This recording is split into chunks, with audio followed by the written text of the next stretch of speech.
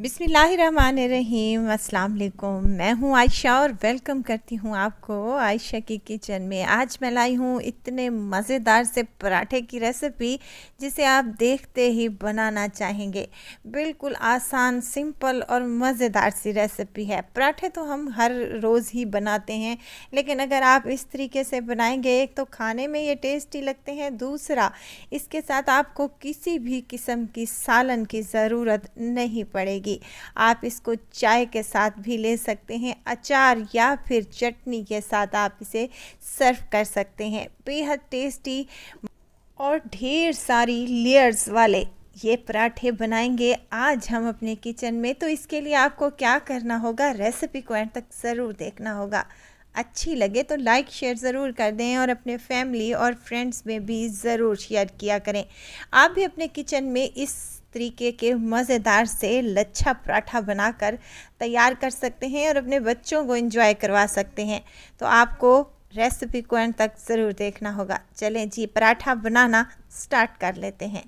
यहाँ पर मैंने पराठों के लिए सबसे पहले तो डो तैयार कर लेनी है, जिसके लिए मैंने यहाँ पर 3 कप मैदा ले लिया है।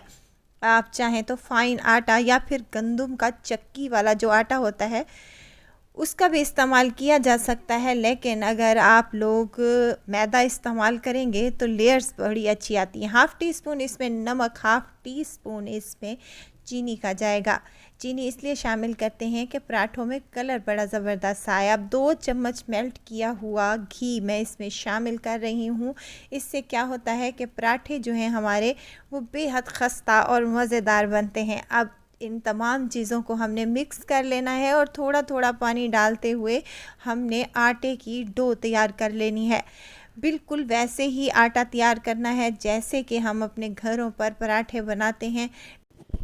आटे को आपने थोड़ा सा हार्ड रखना है, इसलिए कि लेयर्स बेहतरीन सी बने और पराठे हमारे खस्ता और मज़ेदार बने।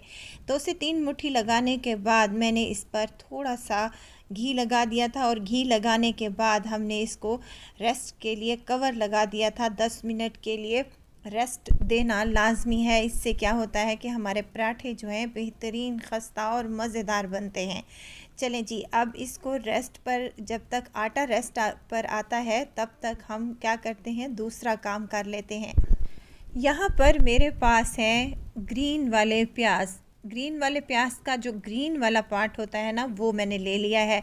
4 से 5 आपने ग्रीन प्याज लेने हैं। उनका वाइट वाला पार्ट जो है आपने साइड में रखना है और जो ग्रीन वाला पार्ट है उसको आप लोगों ने अच्छे तरीके से धो लेना है और इसमें जो भी एक्स्ट्रा तिनके वगैरह हैं वो आपने चुन लेने हैं और उसके बाद इसको बारीक बारीक सा आपने काट लेना है। वीडियो तो इस स्टेज पर अगर आप लोगों को ज़रा सी भी अच्छी लग रही हो तो वीडियो को लाइक कर दिया करें और चैनल को सब्सक्राइब भी कर लें। आप लोगों का बेहद शुक्रिया। ग्रीन प्याज़ों को हमने बारीक बारीक काट लेने के बाद इनको करना है साइड पर। और अब बारी आती है हरे धनिए की। हरा धनिया और प्याज तो हर घर में ही मौजूद होता है।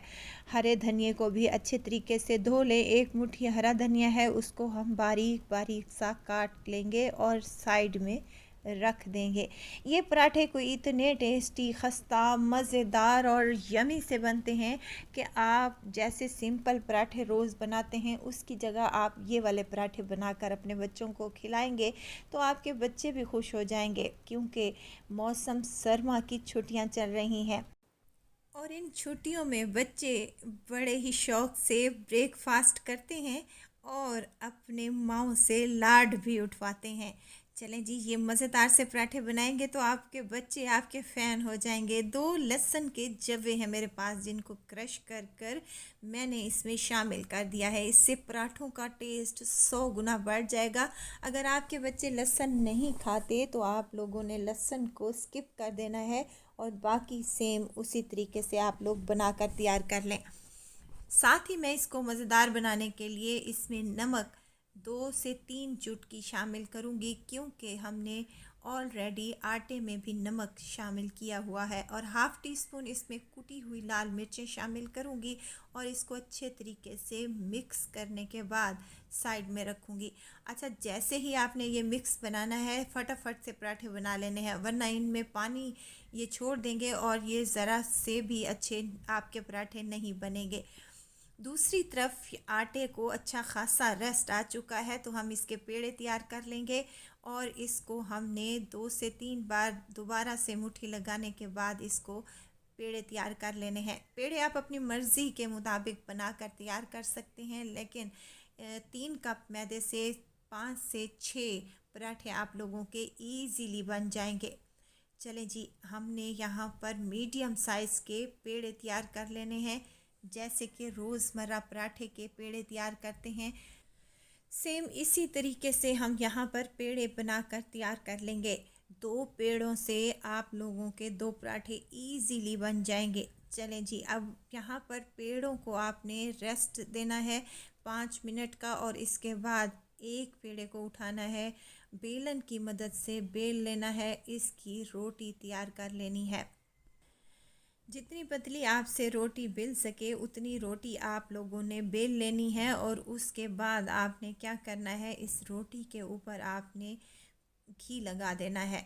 मक्खन भी लगा सकते हैं, कुकिंग ऑयल का भी इस्तेमाल किया जा सकता है, लेकिन घी से जो है पराठे बड़े ही खस्ता और मज़ेदार बनते हैं। चलें जी, यहाँ पर एक रोटी बेल चुकी है और दूसरी रोटी भी मैंने बेल कर साइड में रख दी है। इसके ऊपर लगाऊंगी ब्रश की मदद से घी, या फिर आप लोग हाथ की मदद से भी लगा सकते हैं, और जो हमारी चटपटी मज़ेदार प्याज और धनिया की फिलिंग तैयार की है हमने, इस पर लगा देंगे। आप इसमें हरी मिर्चों का भी इस्तेमाल कर सकते हैं, लेकिन अगर बच्चों के लिए बना रहे हैं तो हरी मिर्चों को स्किप कर दें। आजकल बड़ी तीखी सी मिर्चें आई हुई हैं जो कि बच्चों के मुंह में लग जाएंगी, तो आप लोगों ने क्या करना है, पहले ही मिर्चों को स्किप कर लेना है। और इसके बाद हमने धनिया लगाने के बाद हमने इसके ऊपर दूसरी रोटी रख देनी है और हल्के हाथों से आपने इसको अच्छे तरीके से साइडों से प्रेस कर लेना है। पराठे को अच्छे तरीके से प्रेस करने के बाद हमने इसको छुरी की मदद से कट कर लेना है, या फिर आप पिज़्ज़ा कटर की मदद से ईज़िली इसकी स्ट्रिप्स काट लें। 1 इंच के फासले पर रखते हुए आपने इसकी स्ट्रिप्स काट लेनी है। आप लोगों ने ज़्यादा पतली स्ट्रिप्स नहीं काटनी और ना ही ज़्यादा मोटी स्ट्रिप्स काटनी है। दरमियान साइज़ की आपने स्ट्रिप्स काटनी है, जिससे हमारा पराठा जो है लेयर्स वाला बनेगा और बेहतरीन बनेगा। तो यहाँ पर मैंने तमाम स्ट्रिप्स पराठे की काट ली हैं। इससे आप लोगों के 2 पराठे इजीली बन जाएंगे। अब एक स्ट्रिप्स को उठाना है और फोल्डिंग करते हुए आपने पेड़े की शेप में दे देना है। इस तरीके से मैंने आलू के पराठे भी पहले आप लोगों से बनाना शेयर किया था, जो कि आसानी से बन सकते हैं।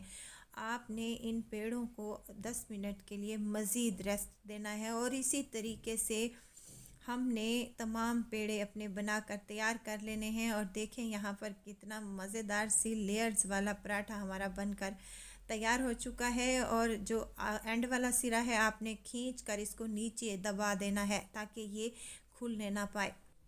और इसी तरीके से आप लोगों ने तमाम पराठों के पेड़े तैयार कर लेने हैं और इन पेड़ों को आपने 10 मिनट के लिए मज़ीद रेस्ट पर छोड़ देना है।